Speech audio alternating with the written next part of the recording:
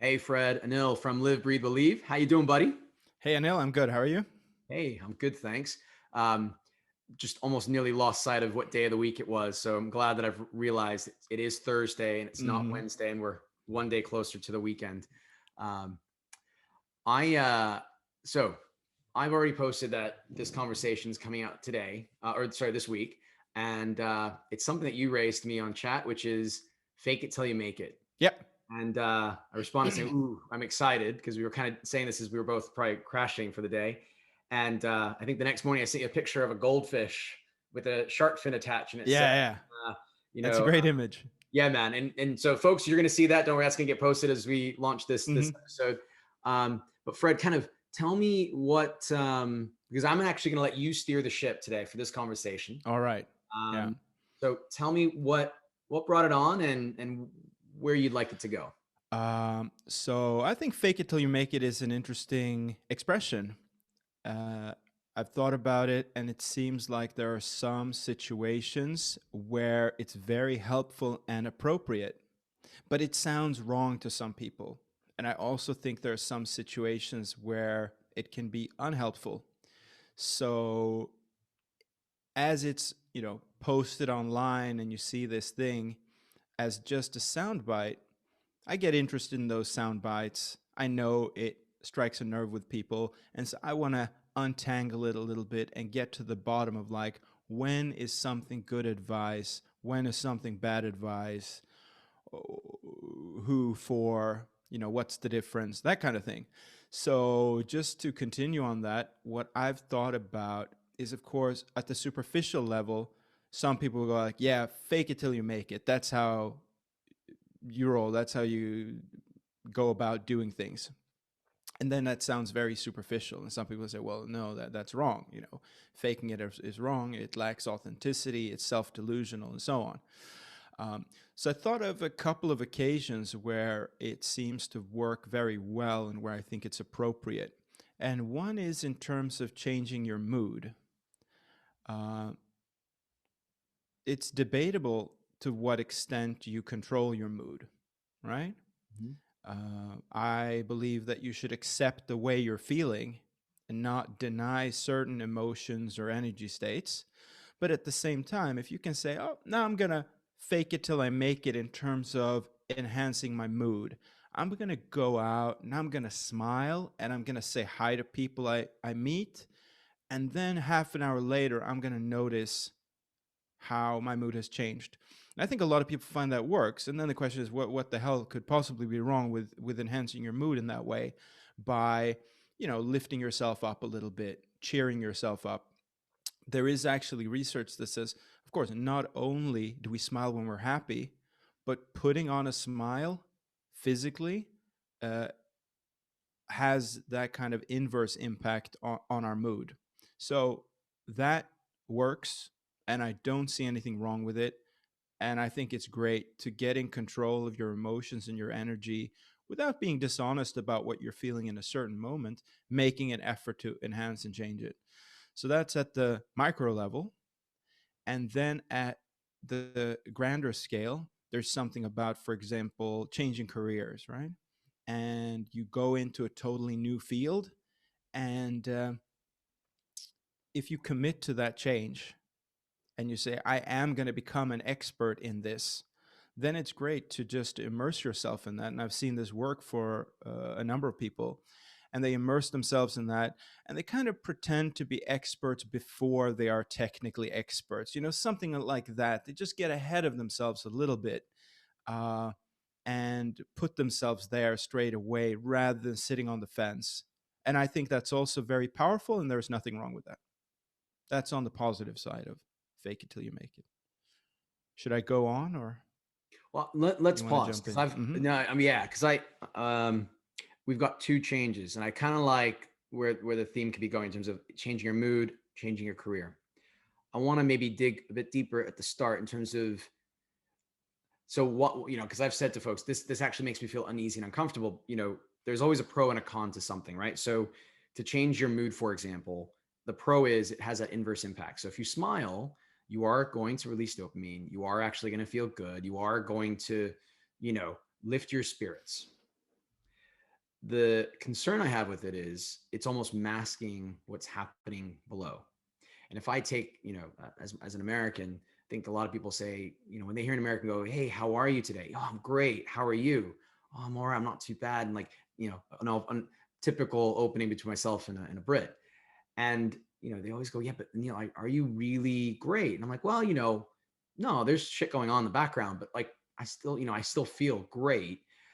And they might think he's not being authentic. Mm, He's masking something that's going wrong. And how do you just kind of maybe help me stick there for a few minutes? How do yeah. you almost ensure that folks don't brush aside how they feel, mask how they feel, but they're using this opportunity to change their mood um, in a positive way?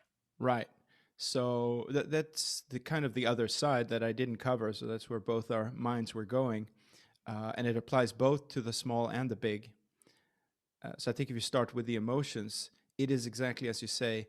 If someone is going around day in, day out, week in, week out, just pretending to be happy when that's not how they feel, and answering dishonestly questions about how they're feeling, how they're doing, how things are going, then I do think there is a disconnect there. And that would be a disservice to oneself to not be honest about what's going on in the body and in the mind right now. Hmm. That becomes a bit delusional over time and doesn't help someone. So it's something like in the first scenario, you notice how you're genuinely feeling. You put in a prescription against that. You can say, okay, now I'm going to try to boost my mood by smiling and jumping up and down. Hmm. And you try that for 30 minutes and you check in again and you say, yeah, that actually worked. I can change my energy state. I can change my mood. Now I can honestly say that I'm feeling something. So with awareness, you go back and forth between pumping yourself up and checking in how you're feeling. The other part would be, constantly pretending, that's jumping to the negative side of things, constantly pretending that I'm happy when in fact I'm not. And I'm not taking the time to check in, and I'm not taking the time to be honest between these attempts to pump myself up. And I'm not admitting to anyone how I genuinely feel. Then it goes from, I think, one side, it's about overcoming, let's say, a fear or an anxiety or a certain energy profile. And on the other side, it's about, exactly as you said, masking something, repressing something, not being honest about how it's feeling. So, if we dig a little deeper this way, I think it's possible to discern what's the genuine, helpful way to do it, and when would it cross over into something more delusional or self-deceptive. I love that.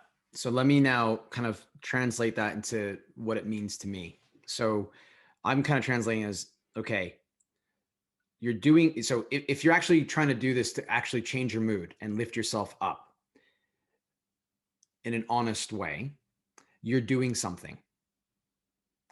And you're therefore checking in and going, okay, I feel shitty. I feel down. I feel burnt out. I feel whatever. Okay, so here's what I'm going to do. I'm actually going to go for a run, or I'm going to watch a funny sitcom, or I'm going to do something. I'm going to do something that I believe will help change my mood. And then 30 minutes later, however long later, I'm going to check back in and go, okay, do I feel something? And if the answer is yes, I feel better, that feeling of anxiety or stress or burnt out or has passed. Okay. I'm able to now, okay, hey, there's shit going on around me, but like I actually feel better for having done something. So in a way, it's like you're faking it, but by doing something Mm. real, Yeah. as opposed to if you're pretending and you're not being real, you're almost kind of either distracting or distancing yourself from really what's going on. You're not checking in, you're not reflecting, and you're going to end up being, you're going to feel shittier, and you're going to bring your mood down. And yeah, if you try to smile and try to mask it's meaningless. Yeah. So by doing something, you're giving it meaning.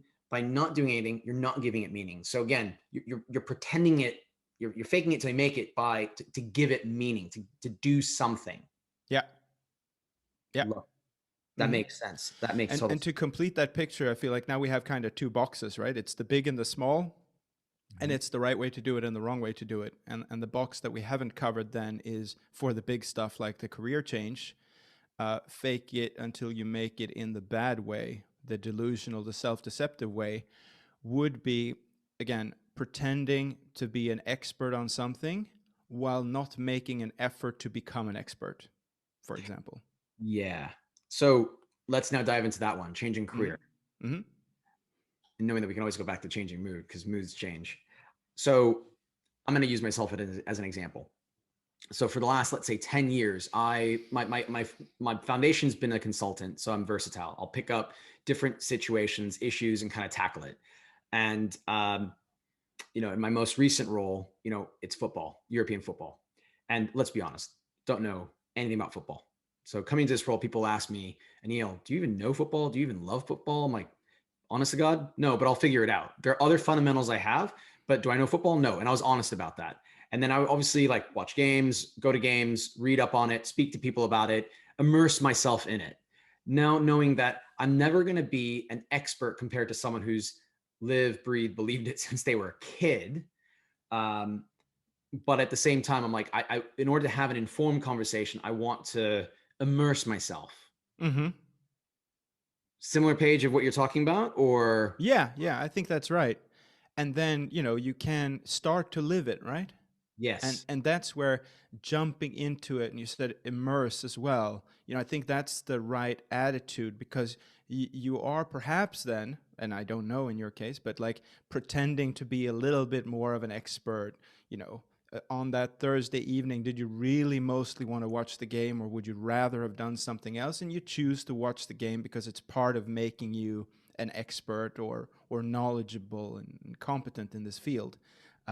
So you're kind of pretending to be more interested in football than you were a year ago, but that's also making you more interested, and it's making you more competent. And then you look back like 10 years later, you have a ton of experience in that field. And I think you're happy that you committed to it early on, because the other extreme would have been not to ever commit to it, always to get stuck in the previous story of going around telling colleagues like, oh, I don't know anything about this, I'm not going to pretend to know anything about this. You go on telling you that story for a few years, then you learn less. it's fair. And if I think back to our last conversation on failure is rewarding, I think something I've found bumpy road in the last 12 months in this new role is like being comfortable to fail at it and not Mm. like if someone questions me, well, are you really an expert? What do you know about going, oh shit, I actually don't know that. And Mm-hmm. like actually allowing myself to fail, to fall on my face. And Yeah. actually that happened to me in the middle of the year. We were giving a presentation to the VP on football, and genuinely I felt like I was talking out of my ass. Like I was like, I'm saying this stuff because I've rehearsed it and prepped it with my friends. After we finished the presentation, I messaged my buddy on it, and I was like, hey, can you coach me on this? Can you help me out on this? Because I do feel like, and I put a lot of pressure on myself. And I think, the intent was there, the positive intent was there, but I felt like I was faking it. I Mm-hmm. was kind of like, okay, I can only fake it for so long until that failure starts to be not rewarding, but actually the opposite, Yeah. Yeah. punishing. Mm. And, so I guess maybe what's your take on that? So when do Yeah. you Yeah. find the right balance between, faking it to reward rather than faking it until you get punished?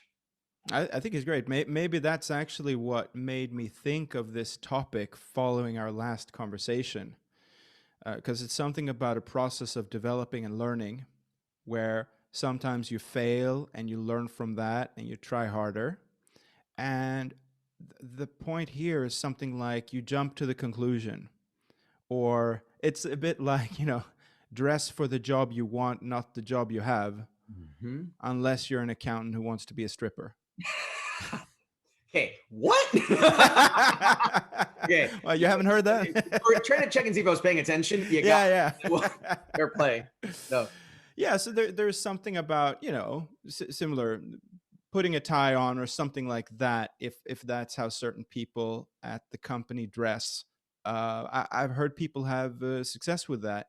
So it's something about getting ahead of yourself, um, thinking of yourself as an expert before you are an expert, while doing the work of getting there?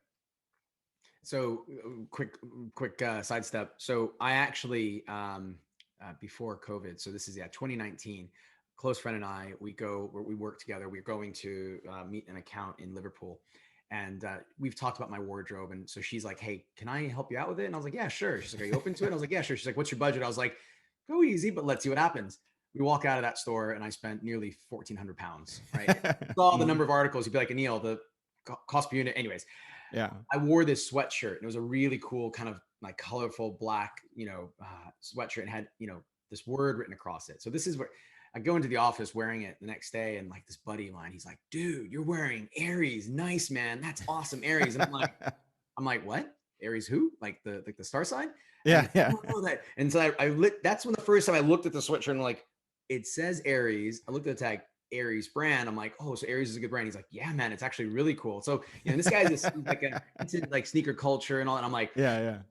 I literally walked around like, dude, I just wore it because it's cool and somebody pointed it out. Yeah, yeah. But like, what I mean? But like, so initially I'm being honest and forthright, like, hey, I am pretending here. Like, this is Mhm. not my real wardrobe. But like, then as I wore it and I appreciated it, I was like, okay, actually, this is cool. And then I asked my friend, like, how can I do more with this? Maybe with simple, non-branded clothing. So I'm not a total idiot, but I get, but because I really, I mean, not that I was dressing for the job I wanted, but I did want to shake up the wardrobe and see kind of what it felt like, and it felt great. But I'll be honest, at Mm, the same time, like I realized maybe a year later now in COVID, like in COVID times, I'm not wearing those articles as much. Some of them I am, but not in the way they're intended to be worn for like okay. someone who's a proper like sneaker expert, or like that kind of like that subculture expert. Or Mm. so yeah, so I feel like, yep, done the job, career change, done the wardrobe change, faked it for a period of time until I realized either I can't make it, or I can make it and I can build on it. Yeah, yeah. So That's a very interesting one. I yeah, was thinking about that earlier as well because, maybe you had this experience too. In high school, people change styles a lot. yeah. You know, someone is like all into the heavy metal, and then they come back from summer holidays and they look like a gangster rapper. That was the case even in Sweden 20, Sorry, 25 I'm just years laughing ago. about that. Yeah, Like Sweden, yeah. heavy metal, and then rapper. I'm like, right, they're going through a music genre It shift. was exactly no. That was huge in the culture. People adopt these identities, and it's sometimes seen as inauthentic. Where in fact, I think most teenagers don't know, you know, who they are in some sense, and experimenting is one way to find out. So we try on different styles, and then maybe it stabilizes around some values or some friends. But changing the style of clothes, I think, is great to do, and hopefully we're not judged too much by our surroundings in terms of trying something out, seeing how it makes us feel, trying to fit in, trying to stand out, using clothes or anything else to learn more about our identity. I agree, and I wrote that down. I wrote down, so this is kind of sketched. I'm like, identity, real, authentic, and I kind of did why. Mm, Is it because of your values? Is it because of your friends? Is it because of trends? And I feel like if you know why you've done it, and the reasons are right for you, so you're faking it until you made it because it's right for you, rather you're doing it for others to be validated, to be accepted, to please others, I feel that suddenly the intention behind why you're faking it till you make it is much stronger. mm.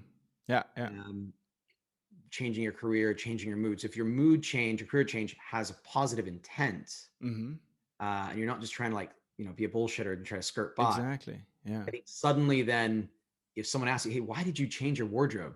Oh, dude, because everyone else is. Oh, okay, at least you're honest. Fair play. Yeah, yeah, You're like, exactly. oh, because this is the thing, man. This is what I need to be doing. It's like, okay, Yeah, but yeah. why?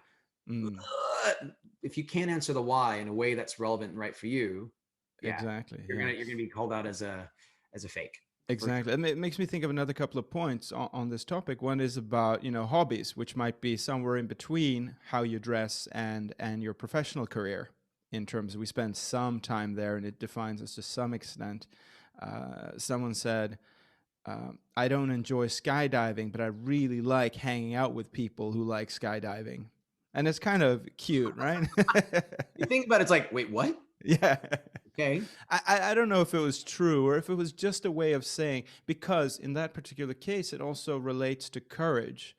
And courage is one of the areas, as has been pointed out, where being it and faking it are actually the same thing, right? The saying goes that courage is not the absence of fear, but it's about acting despite the fear, in the face of fear, something like that. So I think it's also a good example. Courage is a good example of fake it till you make it. And it might apply to certain hobbies where you want to associate with a certain type of person because it brings something out in you. You might not be there. You might be an introvert among extroverts, but it brings something out in you and it helps you to get over something, for example. So, personal example on that front. Mm-hmm. I don't know if you knew this, but like, I mean, you're ticking my boxes, man. Like in terms of hobbies, so triathlons. Right. It was a drunken conversation in October of 2013, and 7 years later, I'm still doing it. And I realized in the first couple of years, up until maybe actually last year, I was doing it to fit in. I was doing it to fit with my buddies, to keep up with my buddies, to get better, to show their improvement. Because every time I improved, like I would get that positive reinforcement, mate, you're the most valuable player, you're the most improved, you're the most improved. And I'm like, I fed off that. And Mm. I was training and running and feeding off it because it allowed me to fit in with my friends and do something with them, travel with them, participate in activity with them, achieve something with them. And I feel that in the last 12 months going into COVID and even the last 2 months, I realized like this is about me.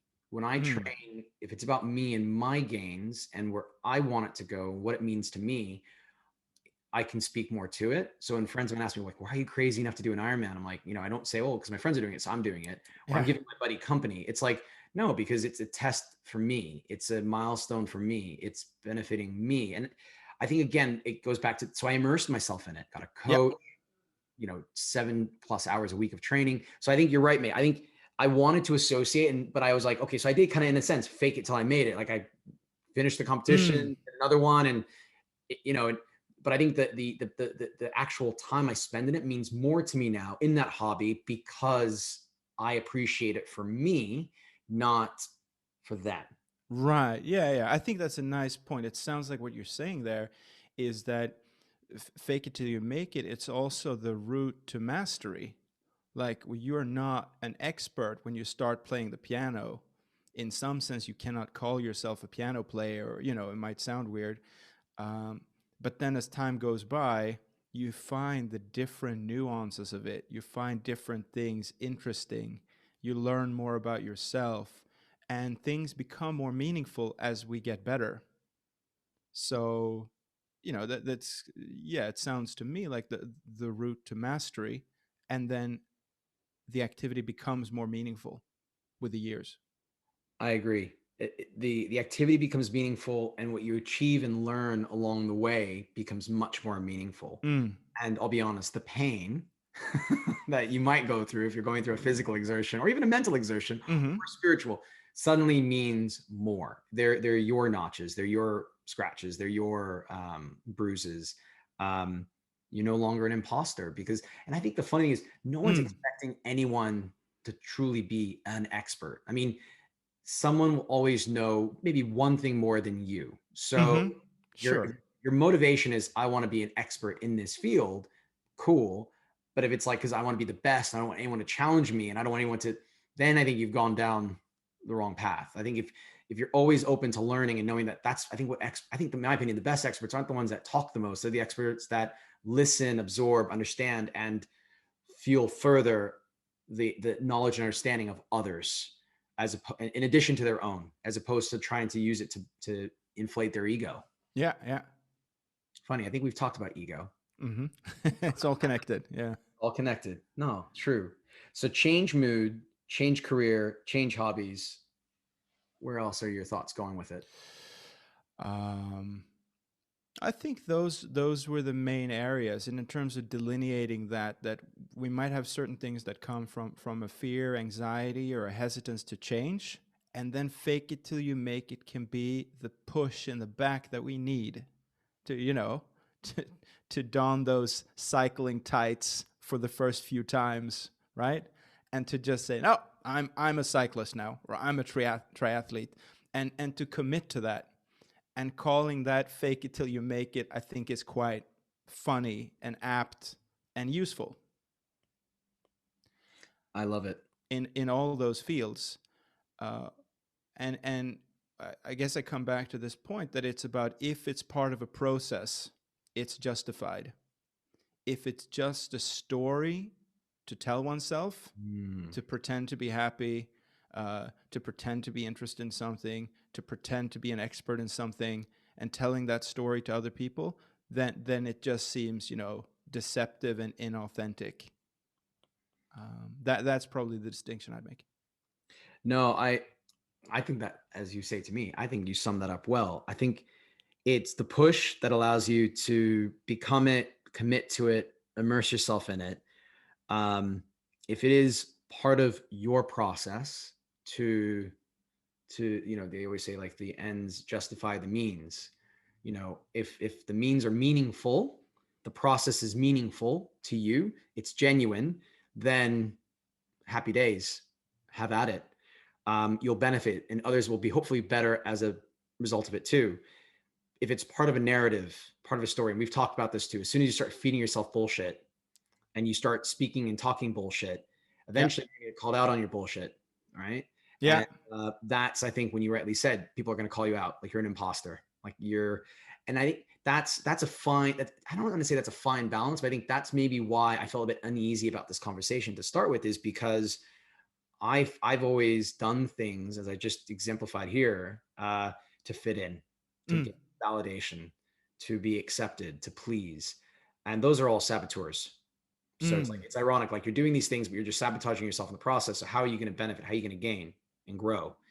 But as soon as you kind of remove those saboteurs and you really embrace what it is you're doing and why you're doing it, how you're doing it, that meaning takes on a whole new angle and it propels you forward and helps you grow. And only then you'll be willing to, step out of your comfort zone, go into that pain zone, go into that failure zone, and eventually land in that rewarding zone, and be someone who's able to kind of share that experience with others and hope that they can benefit from it. Yeah. Yeah. Absolutely. Cool, man. Fred, any other thoughts? No, I think that's it. Cool, man. I think the goldfish that dons the shark fin, um, I would share this conversation with the goldfish, but we all know the memories of a goldfish are. So it'd probably be like, first off, why is there this fin on me? Yeah.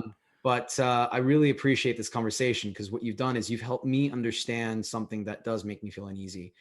Whenever anyone questions me, even around live, breathe, believe, and know yourself to be yourself, I sometimes go, okay, but I am taking my own medicine. Like, I'm not trying to just talk about this stuff for people's sake. Like, I'm actually doing it because, ironically, Mm. I'm Yes. reminding myself, hoping that it helps me, in the process of helping me, it helps others. So thank you for helping me today and helping settle my slight anxiety and unease about this topic, and in a sense almost destigmatizing it for me. So, Anil, football director, triathlete, and podcaster. Sir, Yeah. at your service. Yeah. It Now, if you ask me, who won the game and who's at the top of the fixtures on the weekend, please don't. Oh. But thank God for Google. Hey, Fred, as always, a pleasure, buddy. Thank you so much, man. Hey, for those that are listening, feel free to follow Fred on LinkedIn, on Instagram, find him on his website, fredericksamantha.com. He's helping me. I'm sure he's going to help you. Thank you so much, Fred. Have a wonderful afternoon, and look forward to catching you next time. Same to you. Thank you for those kind words. Always, brother. Big hugs. Big Heaps of love. hugs. Peace out, everyone.